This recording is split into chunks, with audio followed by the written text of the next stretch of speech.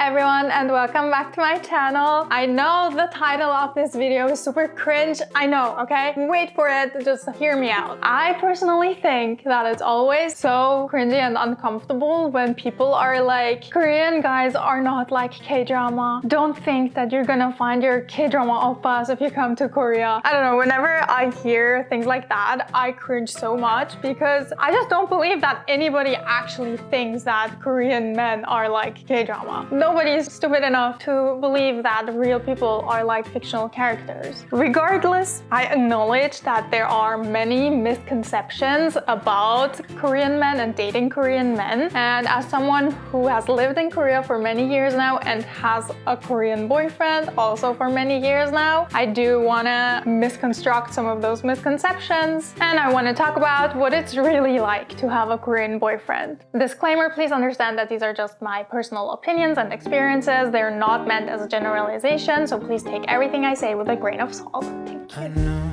sooner or later it will come. Before I can talk about the whole experience of what it's like to be with a Korean guy, what the misconceptions are and what the realities are, I think we gotta start at the interesting part, how I met my boyfriend. You guys might know SB from my videos. He's in a lot of my videos. So around 7 years ago, I came to Korea as an exchange student, and during these exchange studies, there was this bar that was really popular among like artistic Koreans, and the place was also popular among foreigners. I think because it was such a liberal place. They also served pizza, which was delicious, by the way. I crave it sometimes still. So I went to that bar. It was St. Patrick's Day, by the way, and I saw SB walk inside the bar. And when I first saw him, I didn't really have many thoughts about him, but my friend group and his friend group started talking, and after I saw his ridiculously cute smile, I kind of fell for him a little bit, had a little crush. So I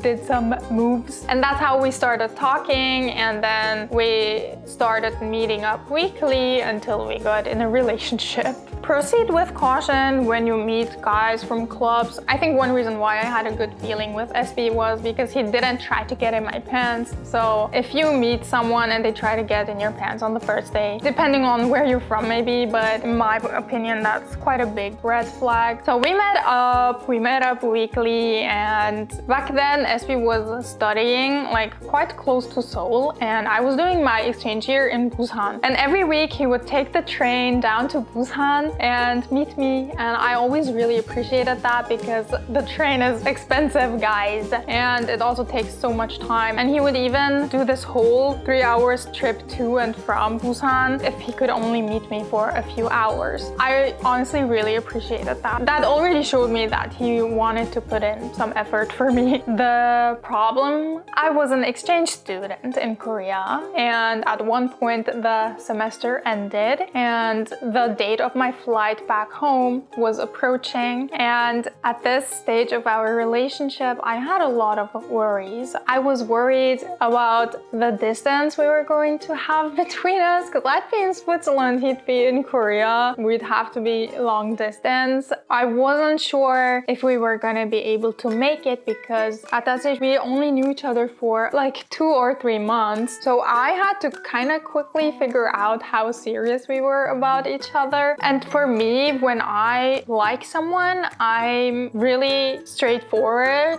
So I want to go with that person. So for me, it wasn't a question. I knew that I'm fine with making long distance work. So I brought up the conversation to him, and he was also open to trying this long distance thing. And then another worry I had was kind of based on stereotypes about Korean society. I was worried about his thoughts on my core values, and you have to figure this out at the starting stage of your relationship. I figured out that our core values align, luckily, because if my core values don't align with someone, I don't think I can be with them. And the third worry I had was whether he's serious about me or not, like whether I'm just a fling or whether he actually takes this relationship seriously. Those type of worries I think are very common at the starting stage of a relationship. And luckily, before I left and went back to Switzerland, we talked about all of these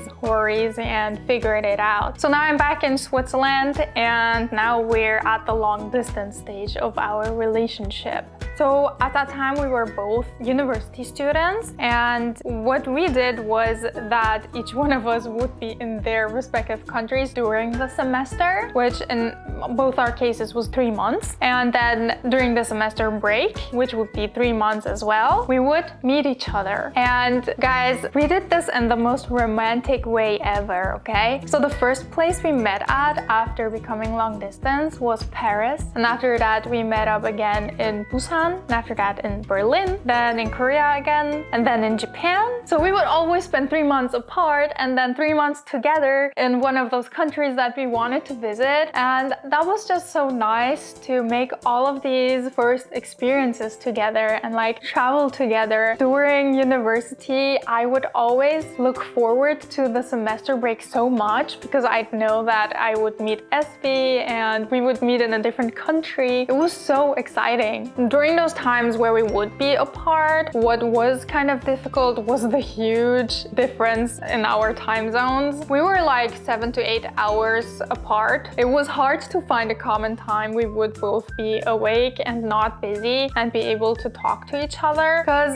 if you're long distance, you gotta talk to each other. We would call each other a lot. We would text a lot. I think the main thing that helped us survive this phase was trust and active communication. There's this very common stereotype that Korean men cheat even more than the average man, but I really didn't want to base my worries and my anxieties on these type of stereotypes because SB is SB. He's not a Korean stereotype guy 101. I made my opinions based on who he is as a person. In my case, I never ever even thought that he would consider ever cheating on me. So I was never worried about that. What we really did was communicate trust. So communication and trust is the key, and also being considerate of each other. So we were doing really well during long distance, but then COVID happened, and during the starting phase of COVID, we were just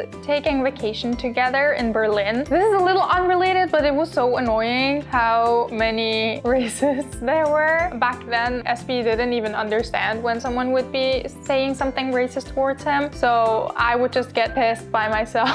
And I'm really protective, so I don't like let that pass. So I had a fight with like a guy on the street because he said some racist stuff to my boyfriend, and then luckily nothing bad happened. Sorry, that was just a little side note. So we are in Berlin, COVID is starting, and SB is telling me, you know, I feel like we're not gonna be able to meet again for a really long time. That's what he said. And I was like, why would we not be able to meet for a long time? We meet every 3 months. And he was like, I don't know, it's just like a feeling. So we finish our vacation in Berlin, we part our ways, and lockdown happens, like globally. All the countries, they're closing their borders. And during this lockdown phase, I graduated from university. My plan was to move to Korea after graduation, but at that point I couldn't. There was no way to move to Korea during that stage of the lockdown. So I'm in Switzerland, I'm doing my stuff, he's in Korea, he's doing his stuff. So I started working in Switzerland, and at this stage we haven't seen each other for a year already, and suddenly he gets the notice that he has to enlist to military. So we already haven't been able to see each other for a whole year, and then he also had to enlist to the military, and the military was 2 years. So I thought, wow, we're probably not going to be able to see each other for 3 years. we talked to each other about how we were gonna do it during military, but the thing is there wasn't really a big change. We already couldn't see each other because of the whole global lockdown. So we decided to keep being in this relationship and loving each other and trying to make it work. About a year after he enlisted, I was able to move to Korea with a working visa, and I was working in Korea now. And we were both in the same country, but the problem was that during the pandemic, the whole military visiting rules and all of that was just so much more strict than it would be usually when there was no pandemic around. So, girl, we haven't seen each other for 3 years. At one point, I wasn't even sure if SB was a real person. Maybe he's just in my fantasy. Does he actually exist, or do I imagine him? Imagine you cannot meet the person you love for 3 years. It just felt like it would never be over. It just felt like we would never be able to close the distance, and it felt like I would never be able to see him again. I thought maybe he's gonna die in military. Like, I don't know. I just felt like it's too good to be true that one day we would be able to close the distance. I just felt like some doom is going to happen and it's just all gonna go away. But military ended. As soon as he was discharged, he came to my place. And when I saw him again for the first time in 3 years, it was just so nice. Because finally I could be together with my soulmate. Finally we could actually have this relationship in person and not have to be apart from each other all the time. And I think with our relationship, we just proved all of these common misconceptions and stereotypes wrong. We survived long distance, we survived a pandemic, and we survived military, and we're still together and we're in a happy relationship. So I'm so happy that we both had this endurance and this trust in each other to actually make this work, no matter how unlucky the circumstances were. Once he came back from the military and we were finally reunited again, I just never wanted to let him go again. I think that was just a time that really taught us that no matter what challenges there will be, there can't be any bigger test than 3 years of not seeing each other. I don't think there's anything that we could not overcome. I'm so glad that I met SB and that we're still together and that we overcame all those challenges. So that's also kind of the reason why I'm always a little skeptical when I hear these really bad stereotypes about Korean men, just generalize all Korean men and spread this kind of strange image about Korean men. Because like first there was this overly sensationalizing image of Korean men because of K-dramas and all that. And then people started making all these videos that went viral about how awful Korean men actually are. I feel like there was kind of a switch, because like really often when I upload something with SB, I see comments like, oh, he's absolutely gonna cheat on you, Korean men always cheat, or he's only meeting you because of this and that. I think stereotypes in general are just really harmful. Every person, no matter where they're from, should be judged as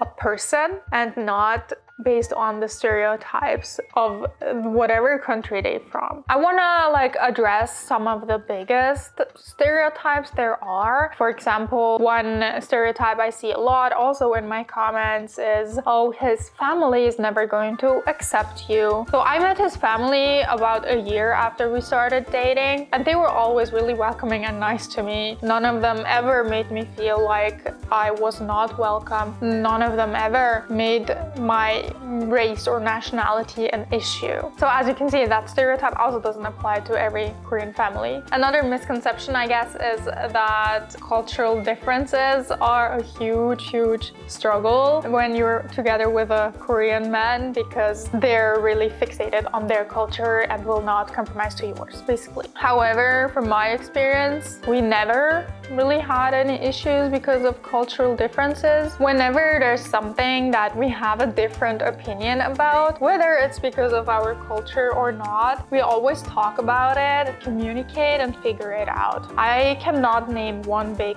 issue that we've ever had because of cultural differences. I think the only thing are like small little funny situations. For example, in Switzerland, when you do cheers like with a glass of whatever, you really stare into the eyes of the person you're doing the cheers with. But in Korea, you don't look at the person. And when you're drinking, you also face away. If I'd be staring at him while doing cheers, he would just laugh and be like, why are you staring? And I'd be like, why are you looking away? And it would be funny. It wouldn't be like, oh my God, we're struggling so much because of these differences. It's just funny. It's not a big struggle. As long as you're able to communicate with each other. Then another stereotype that I see a lot is you'll never be able to have a real connection because of the language barrier. I can see this one, that it might be hard to actually communicate your deep feelings if you guys do not have a common language. However, I'm a genius. I'm fluent in Korean now, so that's not a problem for me. It was in the beginning though. So from the start, when we met, I asked him to speak in Korean to me and in Korean only. That's also why we're the most comfortable in Korean, because that's how we started speaking. And in the beginning, we would always use a translator when talking to each other. And then step by step, as my Korean improved, at one point, we didn't need a translator anymore. And for me, that progress was fun because I love learning languages. However, I think if both of you have a hard time learning new languages, it might be a bit tougher. But I think if you're the right person for each other, you can still figure it out. To wrap things up, I think SB is a living proof that all these negative stereotypes that have been spreading about Korean men don't necessarily have to be true. Stereotypes are stereotypes. So whenever you approach a person, whether they're Korean or from any other country, just look at them as a person and base your judgment on that. SB does fulfill the positive stereotypes though. I do not have to use these arms, okay? I never carry anything. Like if my shoes get untied in public, he'll tie them for me. If I need something, he'll immediately do it for me. He's just the most supportive person ever. And he does every silly little thing that I ask him for. Okay guys, I'm gonna wrap it up here. Please share your experiences and your thoughts about this whole Korean men, Korean stereotypes topic in the comments. I'm really curious to read what you guys think. If you enjoyed this video, please like, subscribe, and I'll see you next week. Bye bye!